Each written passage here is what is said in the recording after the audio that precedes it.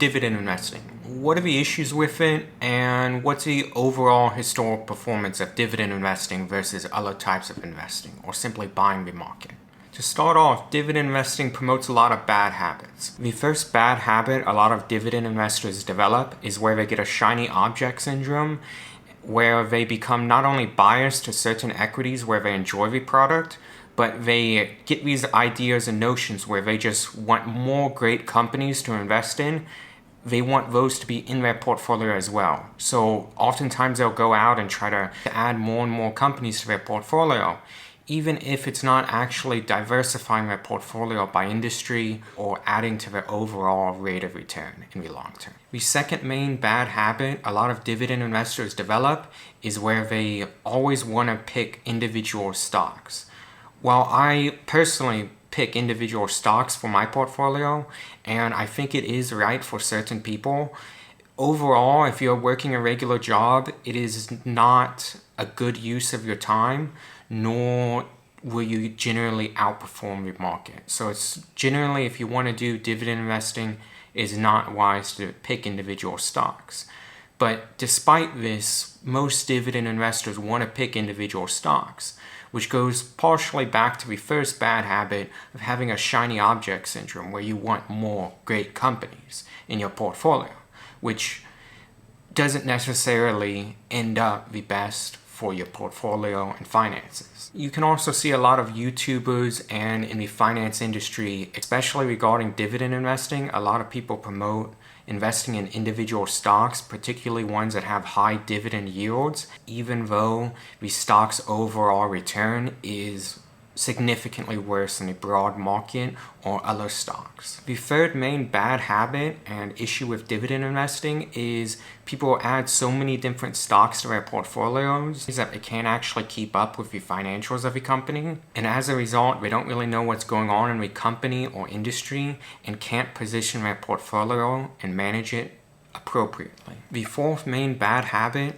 and issue with dividend investing is a lot of the time they'll focus on the wrong metrics. So if you're investing, you want your overall return to be as high as possible relative to the risk you're taking on in the portfolio.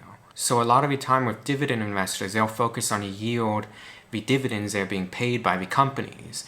And so if a company has 6% dividend yields, they'll prefer it over a company that has 2% dividend yields.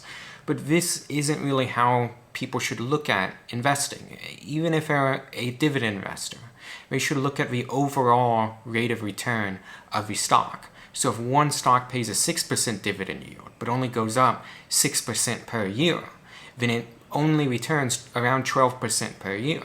But if another stock only offers a 1% dividend yield, but goes up at 15% per year, then your overall rate of return will be 16%. Which is significantly better than 12%. There are other factors to consider other than the overall rate of return of the stock. You need to consider the risk of the stock. So during market downturns, how quickly it goes down in value compared to other stocks or the broad market. However, it is one of the best metrics to determine if a stock is a good investment or not. The fifth main bad habit with dividend investors, and oftentimes dividend investing in general, is a lot of the time you get associated with toxic communities that don't really have your best interest at heart, nor do they really know what they're talking about. So for example, on YouTube there's a lot of dividend investing channels that every single few days, they'll just post a new video about 5 stocks they're buying that have a 5% dividend yield or whatever it might be. And these videos, they're not really putting in any research. They're not really oftentimes even buying these stocks they say they're buying. They're just producing them to get views because they know people will click on these videos. Then on other platforms like Seeking Alpha, there's a lot of dividend investing communities and creators that will have private chat rooms and give out trade ideas.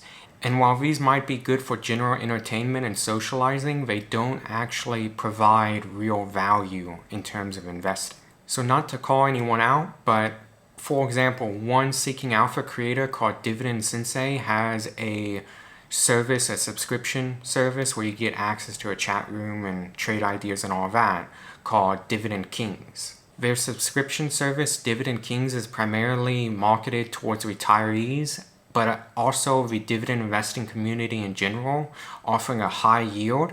But when you look into the overall performance of the portfolio and their recommendations, it only comes out to 7 to 8% per year, which is below the S&P 500's return, the Nasdaq's return, as well as Schwab's high-yielding dividend stock ETF.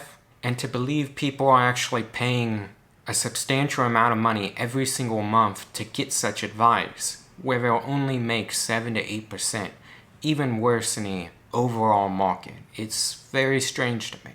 But dividend investors oftentimes will follow people who are picking dividend stocks and then eventually get part of the community, join a lot of these subscription services where they're not even outperforming the broad market or ETFs. One of the other issues with dividend investing is it has a lot of tax issues. So allow me to explain. Taxes on dividends can be almost as efficient as taxes on capital gains. However, taxes are front-loaded constantly, so anytime you receive a dividend, you're going to have a taxable event, versus with capital gains, you might not have a taxable event for the next 20 years while you hold the stock, and while those dividends within the company, the earnings are compounding over and over, that would not be taxable at all for you. Versus if it's paid out in a dividend and you're just reinvesting in any business, that gets taxed before you can reinvest in any business. So you end up paying taxes far sooner when investing in dividend stocks versus stocks that do not pay a dividend or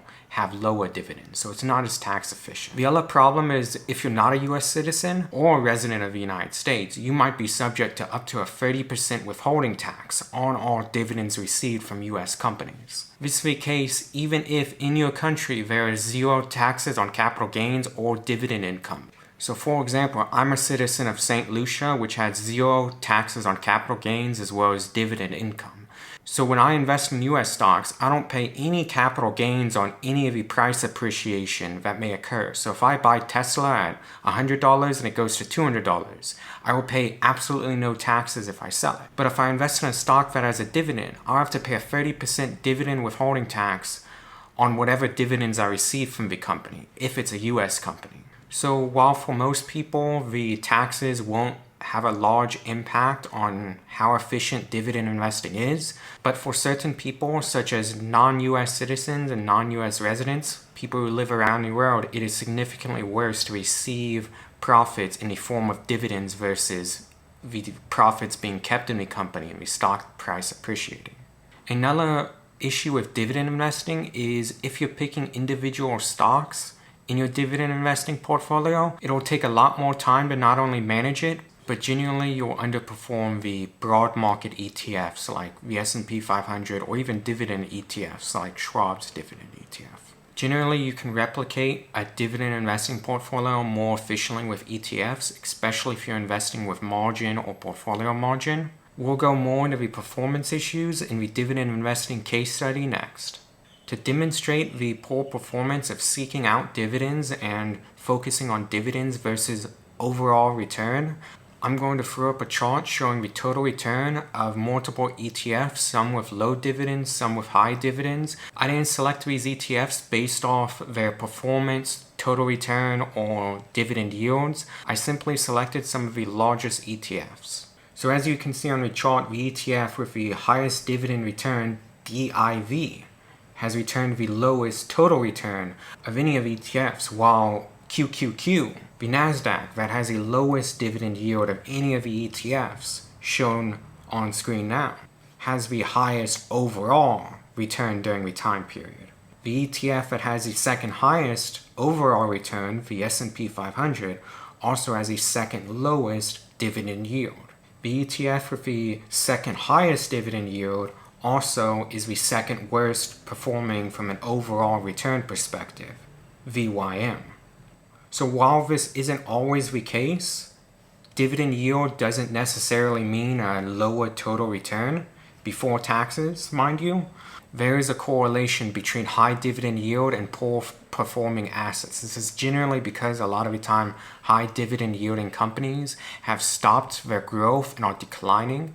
So as you can see, sometimes, like in the case of Schwab's dividend ETF, SCHD, It has performed better than some lower yielding ETFs from a total return perspective. However, it's performed worse than the broad market, the S&P 500. But overall, obviously, the highest dividend yielding ETF that has a good overall rate of return from what I've found. Okay, now to get into the dividend investing case study we're going to cover today. It's going to be in regards to Joseph Carlson's YouTube channel. He has been doing portfolio updates similar to what I am now doing for the past few years, but he has fallen into a lot of the traps I've outlined above. Different bad habits regarding dividend investors usually having, and he's performed pretty badly as a result. So let's get into it to show a demonstration of why dividend investing, in my opinion, is not a very good investing style, particularly if you're investing in individual stocks and trying to pick them yourself. So to explain first, he uses M1 Finance, which uses a money-weighted return to calculate the overall performance of your portfolio over time. This is the most accurate way to measure an investor's overall performance and return, as it accounts for when deposits were made into the portfolio, and it doesn't discount the investments an investor made when they had less money in the portfolio. So to see how dividend investing has performed for Joseph Carlson and his portfolio, we're going to look at one of the most recent videos of his and take a snapshot of it and compare that to the overall return of the market. So to start off, we're going to look at his total return since inception of the portfolio and since he funded his M1 Finance account. As you can see, he has a 28.92% money-weighted return since inception. During the same time period, the S&P 500 has returned 59.19%, and the Schwab dividend yielding ETF has returned 63.87%. In the same time period, Joseph Carlson's portfolio has returned 28.92%. Take that as you will, but to me this displays a strong underperformance in Joseph Carlson's portfolio. But hey, maybe the specific snapshot in time since inception, he just made some bad trades at the beginning and this is messing up his return and he's actually performed better. So let's check out other time frames. So since Joseph Carlson made his initial Reddit post about his portfolio, on December 6, 2018, he has returned 9.15%. I calculated this by subtracting his return from when he made the post to his return now a few years later, specifically July 20th, 2022. This means over 1,322 days he returned 9.15%, or 2.527% per year. As you can see, during the same time period, the S&P 500 has returned 55.38%, and the Schwab High Dividend Yielding ETF has returned 63.69%. So it looks like his return in the first year or so of his portfolio was actually pretty good at 18%, but let's check another time frame. Okay, so since Joseph Carlson posted his first YouTube video on February 8th, 2019, he has only returned 6.74%. So in 1,258 days, he has returned around 1.959% per year. This is in the same time period, the S&P 500 has returned 54.18%, and the Schwab High Dividend Yielding ETF has returned 62.51%. Okay, so over the long term, Joseph Carlson has been underperforming the market. But what about since the 2020 low? This has been a particularly bullish time. Let's see how he did. Do note, since he started this portfolio, at this moment in time, April 16th, 2020, he was down 5.45% since inception. During this time period, the market was up 3 to 4%. So since more or less the bottom of the market when he posted a video on April 16th, he has returned 34.47%. In comparison, the S&P 500 returned 45.61%, and the Schwab High Dividend Yielding ETF returned 61.56%. So take that as you will. I'm not saying Joseph Carlson hasn't done great for himself. He's made an absolute killing on YouTube and has made himself financially independent and free, but he's just not a very good investor, in the long term, or it seems like even in the short term when it comes to picking stocks. Maybe he's good with real estate investing or something else, I'm not sure. But in terms of his overall performance in his portfolio, it is worse than the market, which makes me think maybe he's just not aware of his underperformance, or he just makes these YouTube videos for reviews and knows he's underperforming, but he doesn't really care because he's making so much money from Patreon, subscribers, YouTube, and the other services he offers. In my opinion, Joseph Carlson demonstrates why dividend investing, particularly picking individual stocks like most dividend investors like to do, is simply not a very good strategy, and it underperforms the market long term. If someone wants to be a dividend investor, they should probably go with Schwab's high-yielding dividend ETF because it performs around the same as the S&P 500, but with more dividends and slightly less risk in terms of during market downturns. In my opinion, Joseph Carlson should be more honest with his viewers and explain his underperformance relative to indexes and dividend ETFs, and consider switching to an ETF himself, or at least letting his subscribers know that a dividend ETF is generally better for most people, because it is. Okay, so what should you take away from this video regarding dividend investing? The main key takeaway is if you're going to choose dividend investing for your investment portfolio and strategy, you can't be like most dividend investors. You're going to need to be critical about your holdings and performance over the long term to make sure you're not underperforming dividend ETFs or the broad market like most dividend investors do. You're going to need to be cautious about what communities you associate with and who you follow to make sure you don't fall into a lot of the dividend investing traps and bad habits I mentioned earlier. Beyond this, you're going to really need to focus on your total return rather than your dividend yield. This is a more important metric. So for example, don't just buy a stock because it has a high dividend yield.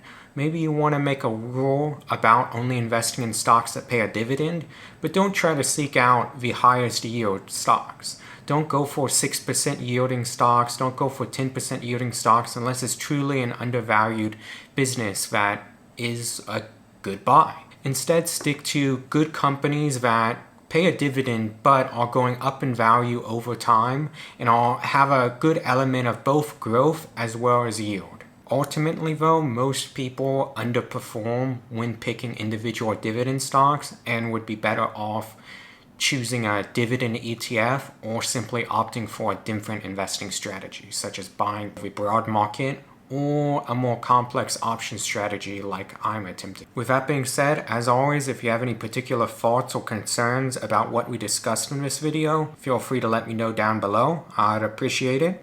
Bye-bye.